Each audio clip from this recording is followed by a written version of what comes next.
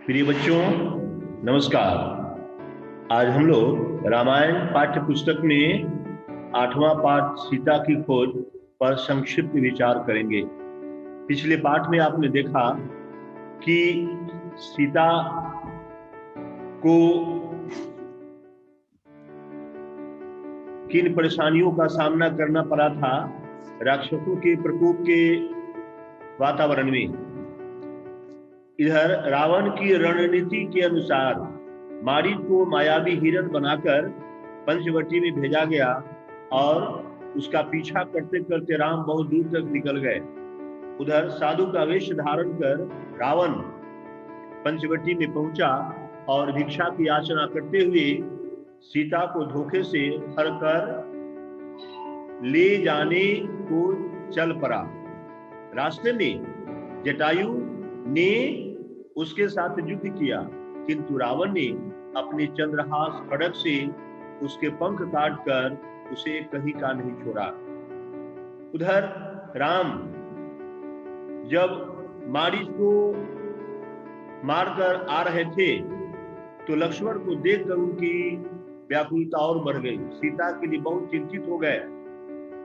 राम को लक्ष्मण ने सारी बातें बताई कि किस तरह भाभी ने उन्हें कुटिल शब्दों से आहत कर दिया था, जिसके कारण उन्हें भैया के पास आना पड़ा।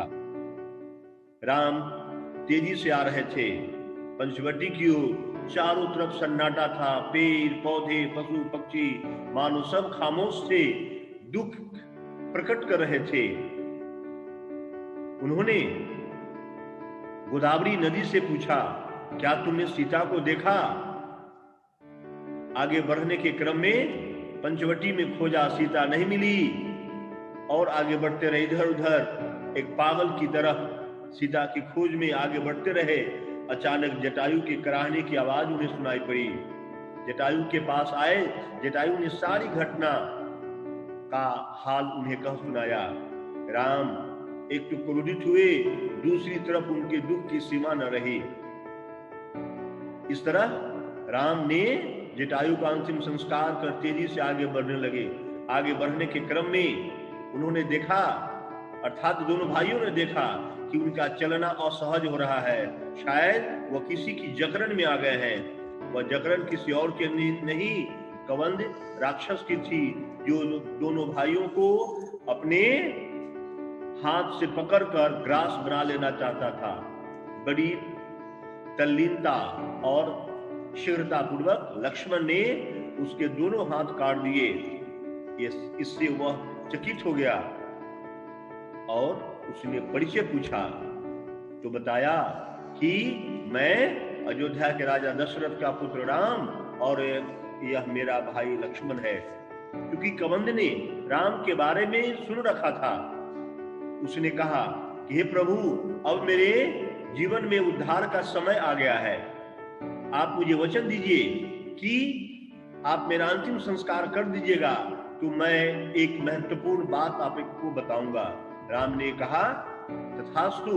राम ने ऐसा ही कहने का मान रखा और फिर उसने कहा कि यहाँ से थोड़ी दूर पर ऋषिमुख पर्वत है, जहां वानरराज सुग्रीव निर्वासित जीवन जी रहे हैं। उसी के पास पंपा सरोवर है, जहां मदंग ऋषि रहा करते थे। उनकी शिष्या सबरी भी वहीं रह रही है। गुरुदेव ने उससे कहा था कि एक दिन तुम्हें श्री राम का दर्शन होगा, शायद वह समय आ गया है। इतना कहकर उसके प्राण पखेरु उड़ गए। राम ने शर्त के अनुसार उसका अंतिम संस्कार किया और आगे बढ़ते रहे और तब पंपा सरोवर के पास पहुंच गए, जहां प्रतिदिन श्री राम के आने की प्रतीक्षा में फूल बिछा बिछाकर मानो उनका स्वागत कर रही थी। वह घड़ी आ गई कि राम और लक्ष्मण स्वयं उसकी कुटिया में पधारे और इतनी भावुक हो गई, उसकी खुशी का ठिकाना न रहा कि किस तरह उनका स्वागत करे। लेकिन भगवान तो भाव के प्रेम के भूखे होते हैं। सबरी के द्वारा दिए गए जूठे बेर को खाया और उसका आतिथ्य स्वीकार किया। इस तरह हम देखते हैं कि इस तरह हम देखते हैं कि सीता की खोज के संदर्भ में राम ने कई महत्वपूर्ण कार्य किए जो उनकी महानता के लिए एक मिसाल बनकर रह गया।